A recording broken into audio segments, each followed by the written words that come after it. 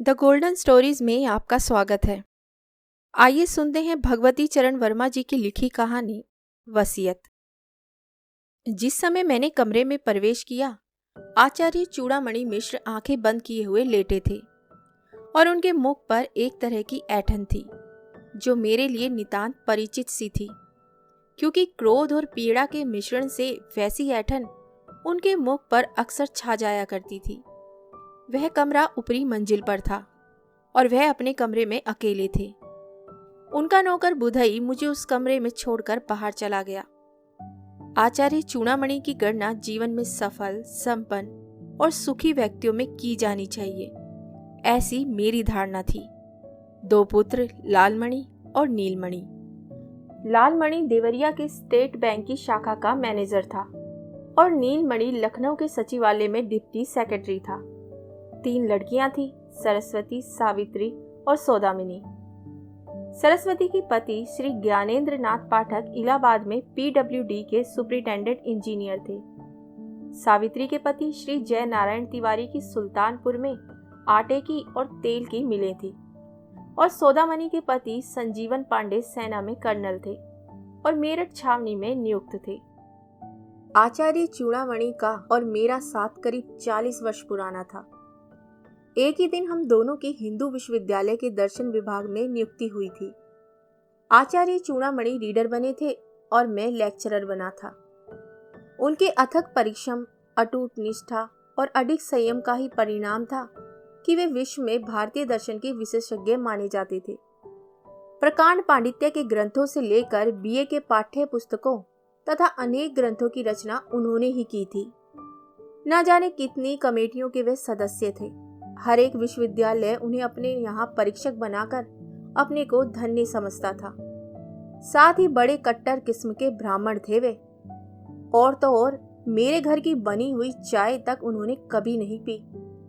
महीनों उन्हें वाराणसी से बाहर रहना होता था और तब वे सत्तू, दूध, फल तथा अपने घर में बनी हुई मटरियों या लड्डुओं से हफ्तों काम चला लेते थे।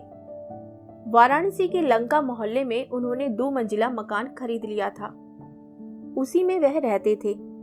उनकी पत्नी तथा उनके पुत्रों ने उनसे कितना आग्रह किया कि वह कहीं खुली जगह में कोई कोठी बनवा ले, लेकिन उन्होंने कतई इनकार कर दिया। गर्मी में 2 बार और जाड़ों में 1 बार नित्य गंगा स्नान करके पूजा करना नियत सा था। जनवरी का प्रथम सप्ताह था। उस दिन जब वे गंगा स्नान करके लौटे, उन्हें कुछ ज्वर सा मालूम हुआ। उनकी पत्नी जशोदा देवी अपनी परंपरा के अनुसार लखनऊ में अपने छोटे पुत्र के यहाँ थी। उनके नौकर बुधई के ऊपर उनकी देखभाल करने का पूरा भार था। दोपहर के समय जब उन्हें पसलियों में दर्द भी मालूम हुआ, उन्होंने वैद्यराज धनवंतरी शास्त्री को बुलाया। वैद्यराज ने नब्ज देखकर काढ़ा पिलाया। निदान था कि सर्दी लग गई है, ठीक हो जाएगी। दूसरे दिन जब बुखार और तेज हुआ, तब उन्होंने डॉक्टर को बुलाया। डॉक्टर ने देखा कि उन्हें निमोनिया हो गया है, दोनों फेफड़े जकड़ गए हैं। उसने दवा दी। बीमारी के चौथे दिन आचार्य चूड़ामणि ने बुधई को भेजकर मुझे बुलाया था। थोड़ी देर तक मैं उनकी चारपाई के सामने खड़ा रहा कि वे आंखें खोले। फिर हार कर मुझे ही बोलना पड़ा। गुरुदेव, गुरुदेव, आपका शिष्य जनार्दन जोशी आपकी सेवा में उपस्थित है। मेरा इतना कहना था कि आचार्य चूड़ामणि ने अपनी आंखें खोल दी। जनार्दन, जनार्दन, मेरा अंत समय आ गया है। तुम मेरे सबसे अधिक निकटस्थ रहे हो, तो तुम्हें बुला भेजा। मैंने आचार्य चूड़ामणि की बीमारी के संबंध में लालमणि से सब कुछ नीचे ही सुन लिया था, जो देवरिया से 1 घंटा पहले ही आ गया था। आचार्य चूड़ामणि का तार पाकर मेरी आंखों में भी आंसू आ गए। मैंने कहा, गुरुदेव, यह संसार असार है और ये शरीर नश्वर है। कमजोर आवाज में आचार्य ने कहा, हाँ जनार्दन, यहीं पड़ा है, लेकिन अभी मेरी अवस्था ही क्या है। कुल मिलाकर 75 वर्ष। सोच रहा था संन्यास आश्रम का भी कुछ रस लूं, लेकिन लगता है मृत्यु सिर पर आ गई है। मृत्यु से बड़ा भय लगता है। और जैसे वे बेहद थके हों, उन्होंने आंखें मूंद ली। मैंने उन्हें धीरज बंधाया। दिल छोटा मत कीजिए गुरुदेव, बताइए मेरे लिए क्या आदेश है। आचार्य चूड़ामणि ने फिर आंखें खोली। हाँ, अरे हाँ, मेरे तकिए के नीचे कुछ कागज रखे हैं, उसमें मेरी वसीयत है। कल इसकी रजिस्ट्री यहीं घर पर करा चुका हूँ। एक प्रति न्यायालय में है, दूसरी यह है, तो इसे निकाल लो। एकमात्र तुम मेरे सबसे अधिक निकटस्थ हो, और इस दुनिया में एकमात्र तुम पर मेरा विश्वास रहा है। मैंने उन सबों को कल ही तार कर दिया था, जिन्हें मेरे क्रियाकर्म में सम्मिलित होना है, और मेरे वसीयत के अनुसार उन्हें कुछ मिलना है। इस वसीयत के कार्यान्वयन के लिए मैंने तुम्हें नियुक्त किया है। यह वसीयत मैं तुम्हें सौंपता हूँ। मेरा प्राणांत होते ही यह वसीयत लागू हो जाएगी। गुरुदेव की असीम कृपा रही है मेरे ऊपर। उनके ये कहते ही मैंने आचार्य के तकिए के नीचे से कागजों का पुलिंदा निकाला। इधर मैंने उन कागजों को उलटना आरंभ किया, उधर आचार्य चूड़ामणि की आंखें उलटने लगी। मैंने तत्काल बुधई और लालमणि को बुलाकर आचार्य को भूमि पर उतारा। इधर मैंने उनके मुख में गंगा जल डाला, उधर आचार्य के प्राण महायात्रा पर निकल पड़े। बुधई को उनके कमरे में छोड़कर मैं लालमणि के साथ नीचे वाले बड़े हॉल में आया। कागज का पुलिंदा मेरे हाथ में था। लालमणि ने पूछा, ये कागज कैसे हैं जोशी जी? यह तुम्हारे पिता की वसीयत है और तुम्हारे पिता के कथना अनुसार इसी समय से लागू हो जाती है, तो इसे पढ़ना आवश्यक है। हाँ हाँ, बुधई ने बताया था कि सब रजिस्ट्रार साहब को पिताजी ने बुलाया था। लालमणि बोला। एक छोटी सी भूमिका अपने संबंध में। फिर वसीयत में कार्यान्वयन के अनुच्छेद आरंभ हो गए थे। पहला अनुच्छेद इस प्रकार था, मैं चूड़ामणि मिर्श आदेश देता हूँ कि मेरा अंत्येष्टि संस्कार सनातन धर्म की प्रथा से हो, और अपने अंत्येष्टि संस्कार के लिए मैंने 50,000 की रकम अपनी अलमारी में अलग निकाल रखी है, जो क्रियाकर्म का व्यय काटकर मेरी अंत्येष्टि संस्कार करने वाले को मिलेगी। मुझे खेद के साथ कहना पड़ता है कि मेरे दोनों पुत्र अधर्मी और नास्तिक हैं। वैसे मेरा अंत्येष्टि संस्कार करने का उत्तरदायित्व मेरे ज्येष्ठ पुत्र लालमणि पर है, लेकिन मेरा आदेश है कि मेरा अंत्येष्टि संस्कार वही कर सकता है जो यज्ञोपवीत धारण किए हो और जिसके सिर पर शिखा हो। यदि मेरे ज्येष्ठ पुत्र में ये शर्त नहीं होती, तो नीचे लिखी नामों की तालिका के अनुसार प्राथमिकता के कर्म से यज्ञोपवीत और शिखा धारण करने वाला ही मेरा अंत्येष्टि संस्कार कर सकेगा। मैं पढ़ते पढ़ते रुक गया। लालमणि की ओर देखकर मैंने पूछा, क्यों चिरंजीव लालमणि, तुम्हारी चोटी वोटी है कि नहीं, और यज्ञोपवीत पहनते हो या नहीं? कुछ उलझन के भाव से उसने कहा, चुटिया रख के कहीं स्टेट बैंक की मैनेजरी होती है, और जनेऊ हर दूसरे तीसरे दिन मैला हो जाता है, तो हमने पहनना ही छोड़ दिया। तब तो 50,000 गए हाथ से। तुम अंत्येष्टि संस्कार के योग्य नहीं हो। तुम्हारे बाद नीलमणि का नंबर है, उसके भी ना चोटी है ना जनेऊ है। यह तो तीसरे नंबर पर हमारा चचेरा भाई है, जगतपति मिश्र, राज ज्योतिषी। ये निहायत झूठा और आवारा है। ग्राहकों को फंसाने के लिए इसकी एक बलिष्ठ की चोटी लहराती है, और झूठी कस्में खाने के लिए मोटा सा जनेऊ पहने है। जगतपति मुझसे भी एक बार 5 रुपए ऐठ ले गया था, तो मैंने कुछ सोचकर कहा, लालमणि, हमारी सलाह मानो तो तुम किसी नाई की दुकान पर तत्काल मशीन से अपनी बाल छटा लो, तो 1/4 या आधी इंच की चोटी निकल ही आएगी, और वहां से लौटते हुए एक जनेऊ भी लेते आना। मेरी बात सुनते ही लालमणि तीर की तरह बाहर निकला। लालमणि के जाने के बाद मैंने वसीयत का दूसरा अनुच्छेद पढ़ा। मैं चूड़ामणि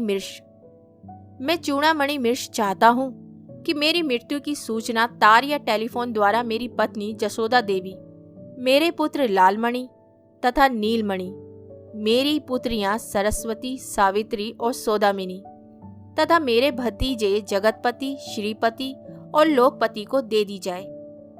अन्य सगे संबंधियों को सूचना देने की कोई आवश्यकता नहीं। इन समस्त कुटुंब वालों की प्रतीक्षा 12 घंटे से लेकर 24 घंटे तक की जाए।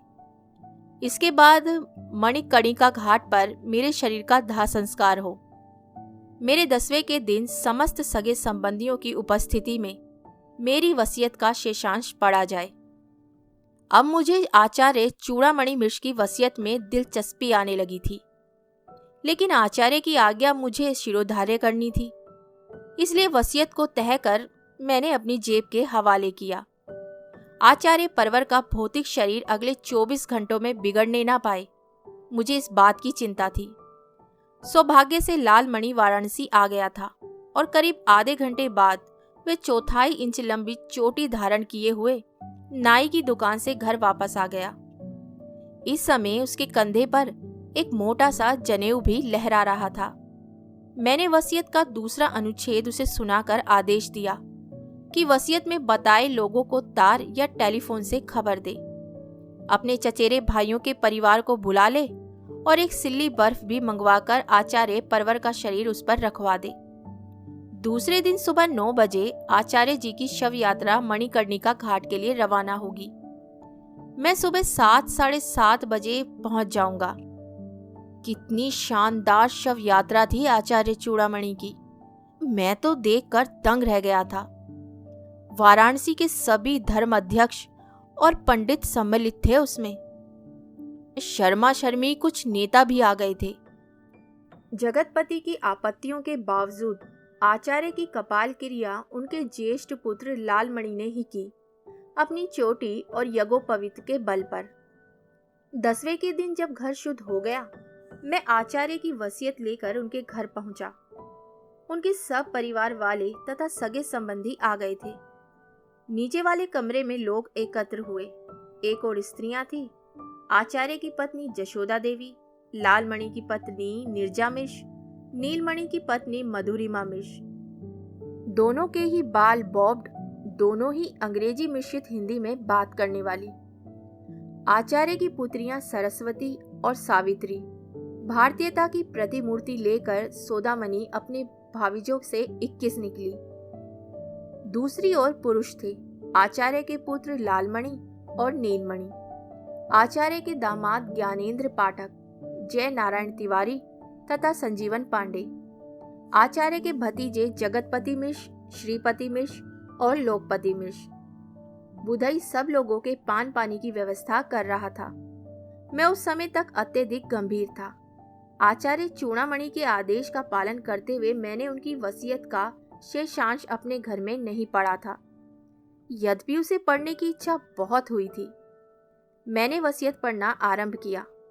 2 अनुच्छेदों में लोगों को कोई दिलचस्पी नहीं थी, वह तो सब हो चुका था। अब मैं तीसरे अनुच्छेद पर आया, जो इस प्रकार था। मैं चूड़ामणि मिश्र आदेश देता हूँ कि मेरा दाह संस्कार करने वाले व्यक्ति की पत्नी सूतक हट जाने के बाद 6 महीने तक नित्य प्रति सुबह स्नान करके 11 ब्राह्मणों की रसोई अपने हाथ से बनाकर उन्हें भोजन कराएगी। उसी समय लालमणि की पत्नी नीरजा मिश्र ने तमक कर कहा, जाड़े में सुबह स्नान करके 11 ब्राह्मणों की रसोई बनावे मेरी बला, बूढ़े की सनक पर मैं अपनी जान नहीं दे सकती। मैंने नीरजा मिश्र की बात अनसुनी करते हुए तीसरे अनुच्छेद का शेषांश पढ़ा। यदि वह स्त्री इससे इनकार करती है तो कर्म अनुसार यह काम मैं दूसरी वधू और इसके बाद अपनी 3 लड़कियों के हाथ में सौंपता हूँ। इसके लिए उस स्त्री के लिए 25,000 की रकम निश्चित करता हूँ। एकाएक मुझे मधुरिमा मिश्र की भारी और मोटी आवाज सुनाई दी, पिताजी का आदेश वेद वाक्य है मेरे लिए। जीजी नहीं करती तो ना करे, मैं उनकी इच्छा की पूर्ति करूंगी। नीरजा एकाएक तड़प उठी। बड़ी हुई इच्छा की पूर्ति करने वाली। जिंदगी में कभी रसोई बनाई है जो अब बनाओगी? लखनऊ में बैरों से खाना बनवा कर खाती हो। मैं तो अक्सर अपने घर में रसोई खुद ही बना लिया करती हूँ। जहाँ 6-7 आदमियों की रसोई बनाती हूँ, वहाँ 11 आदमियों की रसोई बना लिया करूंगी। कुल 6 महीने की तो बात है। और नीरजा ने मुझसे पूछा, यह तो नहीं लिखा है कि गर्म पानी से स्नान न किया जाए? मुझे कहना पड़ा, यह शर्त लगाना वह भूल गए। नीरजा ने ताली बजाते हुए कहा, तो फिर मुझे स्वीकार है, आगे बढ़िए। मधुरिमा मिर्श अपनी जेठानी को कोई कड़ा उत्तर देना चाहती थी कि नीलमणि बोल उठा, ठीक है, यह अधिकार भाभी जी का है। वैसे भाभी जी का मधुरिमा पर आक्षेप अनुचित है। मधुरिमा ने 50-50 आदमियों का भोजन अकेले अपने हाथ से बनाया है। भाभी जी को अपने शब्द वापस लेने चाहिए। मैं अपने शब्द किसी हालत में वापस नहीं ले सकती, नीरजा ने चीख कर कहा। लेकिन वहारे लालमणि, उसने उठकर कहा, मैं नीरजा के शब्द वापस लेता हूं। अब आप आगे पढ़िए। बात और आगे ना बढ़े, मैंने वसीयत पढ़ना आरंभ किया। अनुच्छेद 4 इस प्रकार है, मैं चूड़ामणि मिर्श अपनी पत्नी जशोदा देवी से जीवन भर परेशान रहा। अत्यंत आलसी, चटोरी और लापरवाह स्त्री है यह। मैंने तो दाल भात और सत्तू खाकर जीवन बिता दिया, लेकिन ये हरामजादी मुझसे छिपाकर प्राय नित्य ही रबड़ी, मलाई और मिठाई खाती है। तभी जशोदा देवी ने चिल्लाकर कहा, हाय राम, यह सब लिखा है इस बुढ़वे ने? ऐसे खपोस आदमी के पल्ले में पड़ गई, इसे नरक में भी जगह ना मिलेगी। घर वालों को सताकर जमा जत्था इकट्ठा करता रहा, नाश हो इसका। इसी समय लालमणि और नीलमणि ने एक साथ अपनी माता को डांटा, अम्मा, पिताजी को गाली मत दो। हाँ जोशी जी, आप आगे पढ़िए। मैंने चौथे अनुच्छेद का शेषांश पढ़ा। मेरी मृत्यु के बाद इस रांड को मेरे पुत्रों पर निर्भर रहना पड़ेगा, जो अपनी जोरुओं के गुलाम हैं। ये मेरी पुत्र वधुएं इसे भूखों मार देंगी और इसकी बिगड़ी हुई आदतों के कारण इसे भयानक कष्ट होगा। इसलिए मैं जशोदा के नाम 2 लाख रुपए छोड़ता हूँ, जिसके ब्याज पर यह मजे में जिंदा रह सकती है। मैंने चौथा अनुच्छेद समाप्त ही किया था कि स्त्रियों के कक्ष में एक हंगामा सा खड़ा हो गया। जशोदा देवी, हाय लालमन के पिता, हाय लालमन के पिता कहकर धड़ाम से जमीन पर लेट गई और अन्य स्त्रियों ने उन्हें घेर लिया। 10 सेकंड के बाद ही उन्होंने रोना आरंभ कर दिया। तुम तो स्वर्ग चले गए लालमन के पिता, हमें इस नरक में छोड़ गए, हमें क्षमा करो जो हमारे अनजाने में हमसे अपराध हो गया। हमें क्षमा करो लालमन के पिता, हो लालमन के पिता। और उन्होंने अपनी छाती पीटना आरंभ कर दिया। मैंने समस्त साहस बटोर कर कड़े स्वर में कहा, यह सब काज बाद में कीजिएगा, अभी तो वसीयत पढ़ी जा रही है। और जशोदा देवी की पुत्रियों ने उन्हें जबरदस्ती चुप कराया। मैंने अब 5वां अनुच्छेद पढ़ना आरंभ किया। मैं चूड़ामणि मिर्श अपनी पुत्री सरस्वती के पति ज्ञानेंद्र नाथ पाठक से अत्यधिक खिन्न हूँ। 1 हफ्ता पहले मैंने ये खबर पढ़ी थी कि ज्ञानेंद्र नाथ पाठक के विरुद्ध 5 लाख रुपए गबन की इंक्वायरी की मांग उठाई गई है असेंबली में। इसका अर्थ यह है कि ज्ञानेंद्र पाठक बेईमान और रिश्वतखोर है। ज्ञानेंद्र पाठक की ओर सब लोगों की निगाहें उठ गई और सहसा ज्ञानेंद्र नाथ पाठक उठ खड़े हुए। यह बूढ़ा हमेशा का बदमिजाज और बदजबान रहा है, मरने के पहले पागल भी हो गया था। और उन्होंने अपनी पत्नी सरस्वती को आज्ञा दी, चलो, इस घर में मेरा दम घुट रहा है, अभी इसी वक्त चलो। सरस्वती भी उठ खड़ी हुई, लेकिन सावित्री और सौदामनी ने सरस्वती का हाथ पकड़ लिया। पहले पूरी बात तो सुन लो। दूसरी ओर पुरुषों ने ज्ञानेंद्र नाथ पाठक का हाथ पकड़कर बैठा दिया। नीलमणि ने मुझसे कहा, हाँ जोशी जी, 5वां अनुच्छेद पूरा कीजिए। मैंने 5वां अनुच्छेद पूरा किया और अगर ज्ञानेंद्र नाथ पाठक पर इंक्वायरी बैठ गई तो बहुत संभव है इसकी नौकरी जाती रहे, इसे शायद सजा भी हो जाए।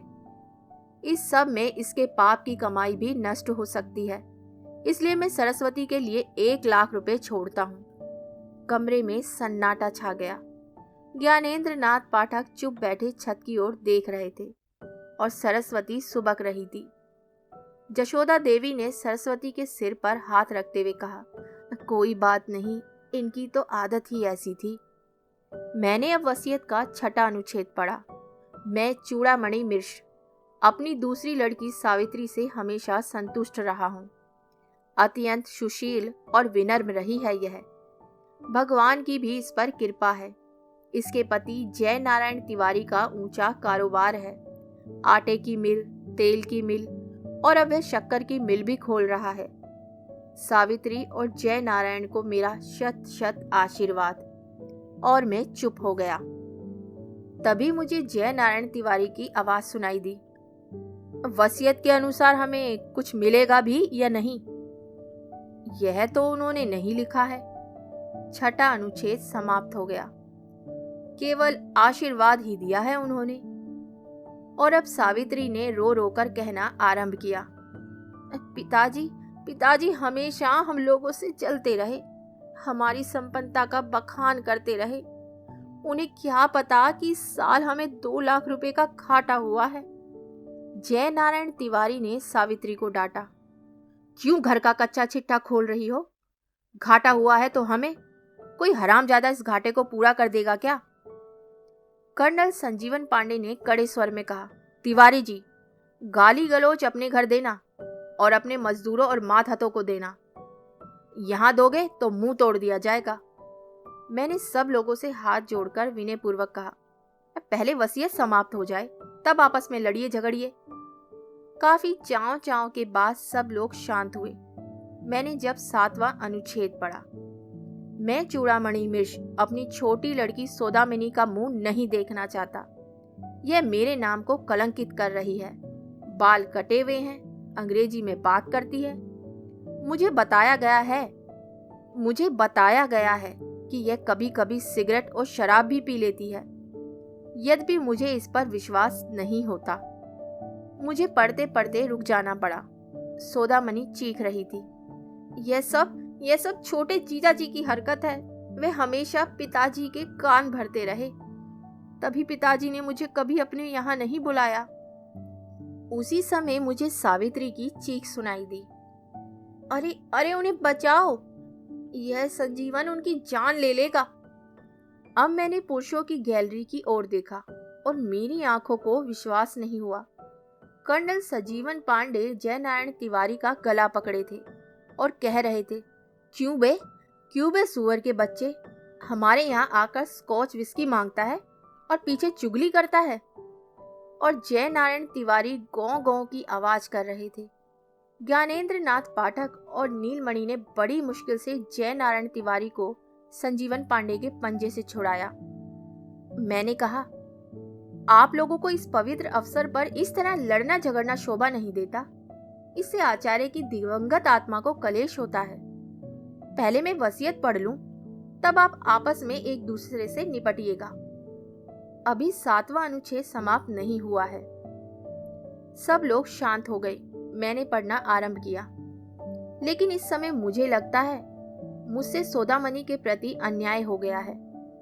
एक पतिव्रता स्त्री को जो करना चाहिए वही सब वह कर रही है, और मैं संजीवन पांडे को भी दोष नहीं दे सकता। फौज में बड़ा अफसर है, चीन की फौज से लड़ा, पाकिस्तान की फौज से लड़ा और सौभाग्य से जीवित बचा हुआ है, लेकिन मृत्यु की छाया उसके सिर पर मंडराती ही रहती है। और इसीलिए वह खुलकर मांस मदिरा का सेवन करता है, खुले हाथ खर्च करता है, पास में पैसा नहीं। अगर वह मर जाएगा तो सौदामनी और उसके बच्चों को भीख मांगने की नौबत आएगी। इसलिए मैं 1.5 लाख रुपयों की व्यवस्था करता हूँ, जिसका ब्याज 8% की दर से 12,000 रुपये प्रतिवर्ष यानी 1,000 रुपये महीना होगा। एकाएक सौदामनी किलक उठी, धन्य हो पिताजी, धन्य हो, तुम निश्चय स्वर्ग में जाओगे। और मैंने देखा कि संजीवन पांडे ने उठकर जय नारायण तिवारी को गले से लगाया। भाई साहब मुझे क्षमा कीजिएगा, आपकी ही वजह से उस खबीस बूढ़े से 1.5 लाख रुपए की रकम हाथ लगी। मैंने संजीवन पांडे को डांटा, तुमको शर्म नहीं आती जो अपने पिता तुल्य पूज्य आचार्य को खबीस बूढ़ा कह रहे हो? अच्छा, मैं 8वां अनुच्छेद पढ़ता हूँ। मैं चूड़ामणि मिश्र अपने भतीजे जगतपति मिश्र राज ज्योतिषी के कष्टों से भली भांति परिचित हूँ। इसके पास कोई बैठक नहीं है, इसलिए ग्राहक खुद इसके यहाँ नहीं फंसता। इसे घूम फिर कर ग्राहकों को फंसाना पड़ता है। बावजूद अपने झूठ और आडंबर के यह अपना पेशा नहीं चला पा रहा है। अपने संकट मोचन के मकान का ऊपरी खंड मैं जगतपति मिश्र को देता हूँ 1000 रुपए की रकम के साथ, जिससे ये अपना एक साइन बोर्ड बनवा ले, एक टेलीफोन लगवा ले और अपने पेशे योग्य पीताम्बर आदि वस्त्र खरीद ले। जगतपति मिश्र ने कुछ हिचकिचाते हुए कहा, हमारे लिए सिर्फ इतना ही? उत्तर नीलमणि ने दे दिया।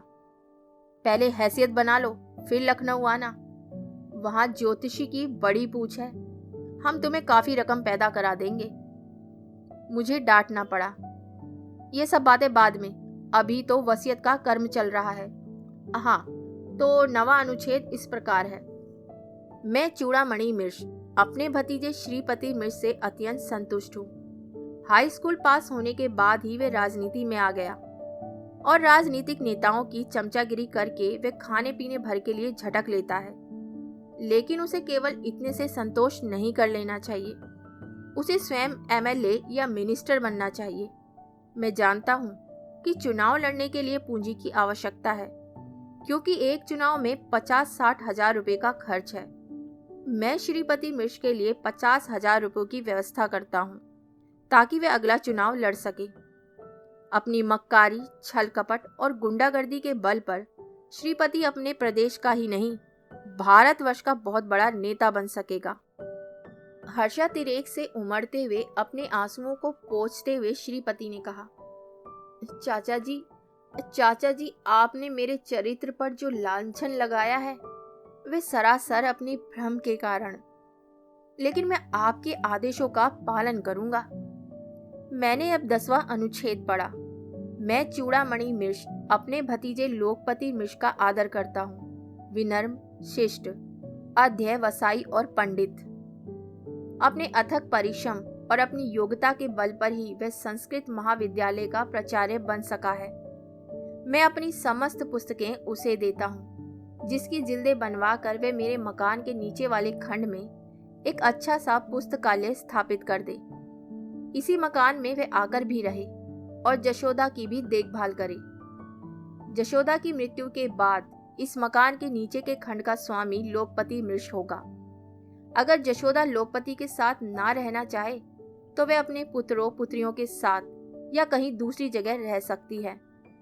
ऐसी हालत में जशोदा के जीवन काल में ही इस नीचे के खंड पर लोकपति का स्वामित्व हो जाएगा। पुस्तकों की जिल्दें बंधवाने के लिए तथा रैक खरीदने के लिए मैं 2000 रुपयों की व्यवस्था करता हूँ। लोकपति ने भूमि पर अपना मस्तक नवाकर कहा, चाचा जी का आदेश शिरोधार्य है, लेकिन जिल्द बंधाई और रैकों के खरीदने के लिए ये रकम बहुत कम है। तभी मुझे लालमणि की आवाज सुनाई दी, इसमें 1000-2000 और जो लगे मुझसे ले लेना। 11 अनुच्छेद इस प्रकार था।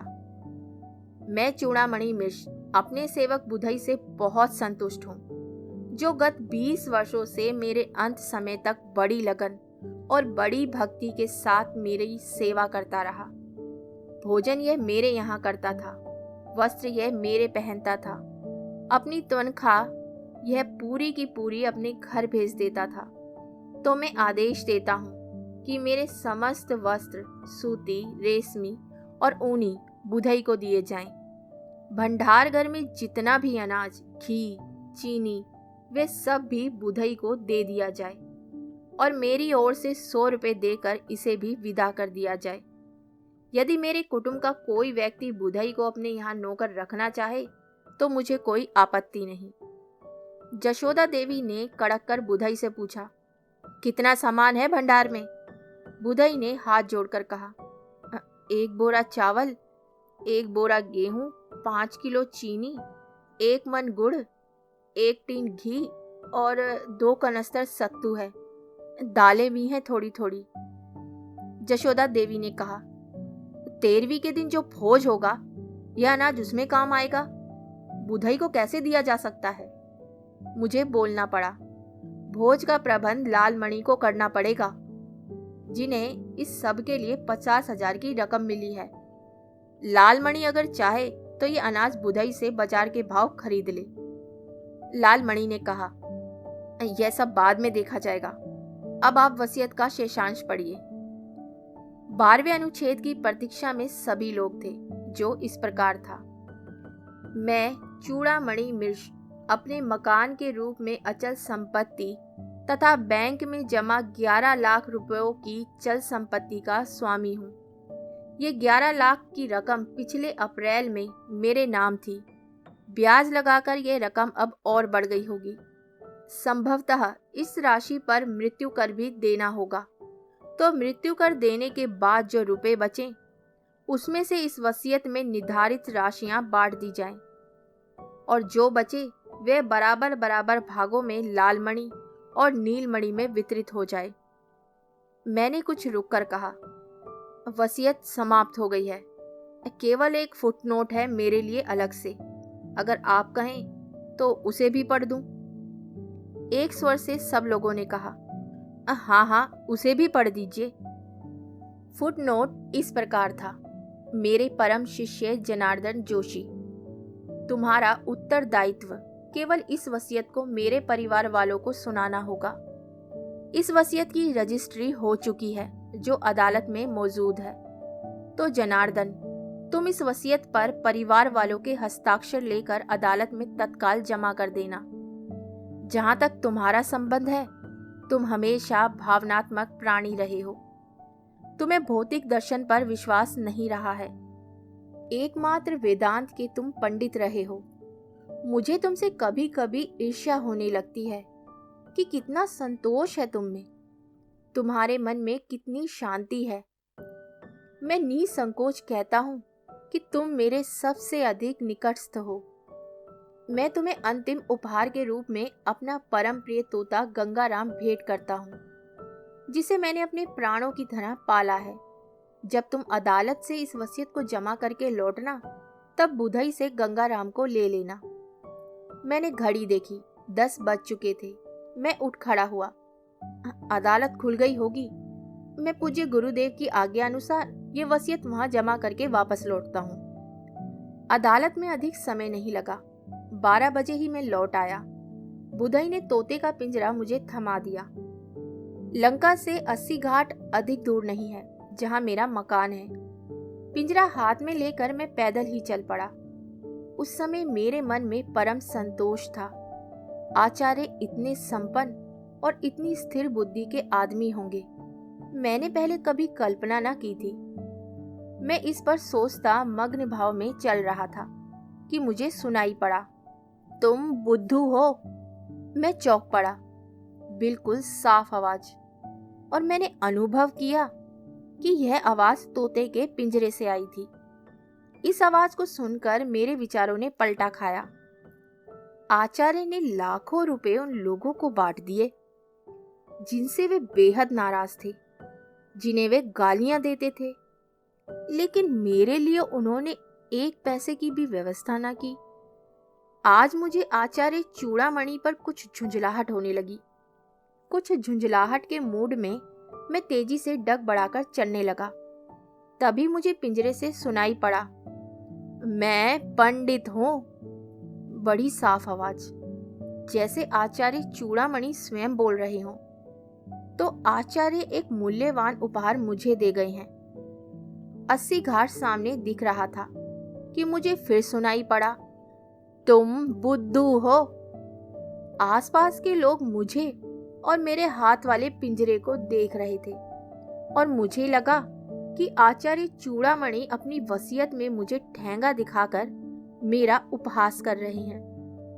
मेरे अंदर वाला वेदांती ना जाने कहाँ गायब हो गया। मैं तेजी से अपने घर की ओर ना मुड़कर गंगा जी की ओर चलने लगा। तभी पिंजरे से सुनाई पड़ा, मैं पंडित हूँ। सामने गंगा जी लहरा रही थी। मैंने आचमन करते हुए कहा, आचार्य, तुम पंडित थे, इससे कोई इनकार नहीं कर सकता। तुम्हारी आत्मा को शांति मिले। और मैं अपने घर की ओर चलने को उद्यत ही हुआ कि गंगाराम बोल उठा, तुम बुद्धू हो। जैसे सिर से पैर तक आग लग गई हो मेरे। मैंने पिंजरे की खिड़की खोलते हुए कहा, मैं बुद्धू हूं? यह मानने से मैं इनकार करता हूं। हे गंगाराम, मैं तुम्हें मुक्त करता हूं। मेरे कहने के साथ ही गंगाराम पिंजरे से उड़ गया और मैं घाट पर खाली पिंजरा छोड़कर घर की ओर चल दिया। तो अभी आप सुन रहे थे भगवती चरण वर्मा की लिखी कहानी वसीयत। आपको कहानी कैसी लगी कमेंट कर जरूर बताइएगा। और इसी के साथ मैं आपसे विदा लेती हूँ और बहुत जल्द मिलती हूँ एक नई कहानी के साथ। तब तक के लिए अलविदा।